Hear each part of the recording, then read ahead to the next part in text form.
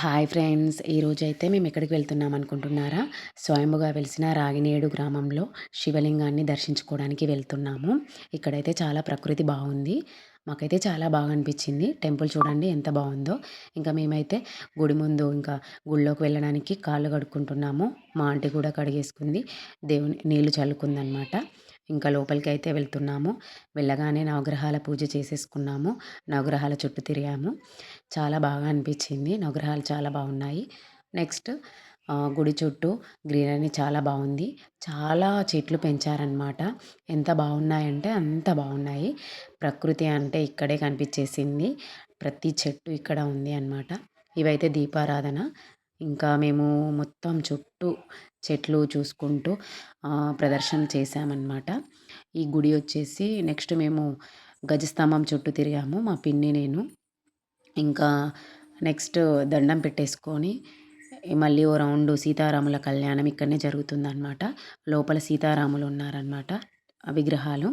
ఇంకా మేము రౌండు ప్రదక్షిణలు స్టార్ట్ చేసాము. అదేవిధంగా పక్కన చాలా చెట్లు ఉన్నాయి. మాకైతే పూలు చిన్న చిన్న గులాబీ పూలు బాగా అనిపించాయి. నెక్స్ట్ మేము వచ్చేసి స్వయంగా వెలిసిన ఆంజనేయ స్వామి చుట్టూ ప్రదక్షిణలు చేస్తున్నాము మా పిన్ని నేను. ఇంకా చాలా బాగా అనిపించింది. మాట్లాడుకుంటూ చేసేస్తున్నాము. నెక్స్ట్ మా ఆంటీ యాడ్ అయింది. మా పిన్ని మా అత్తమ్మ ఇద్దరు కలిసి ప్రదక్షిణలు చేస్తున్నారు.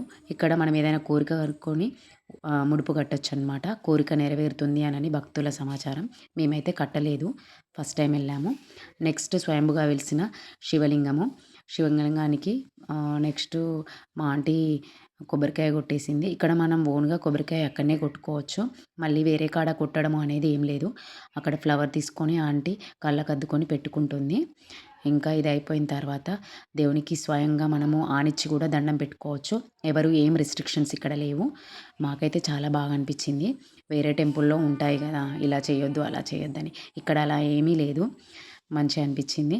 మేము మళ్ళీ నెక్స్ట్ ఆంజనేయ స్వామికి నెక్స్ట్ ఇంకా ఇక్కడికి వచ్చేసి గంట కొడుతున్నాము. ఆ గంట డైరెక్ట్ చెట్టుకు కట్టారనమాట.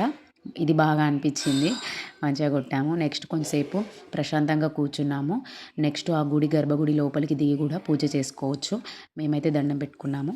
నెక్స్ట్ మళ్ళీ ఇక్కడికి ఆంజనేయ స్వామి టెంపుల్ దగ్గరికి వచ్చేసాం. పక్కనే అటు శివలింగము, ఇటు ఆంజనేయ స్వామి.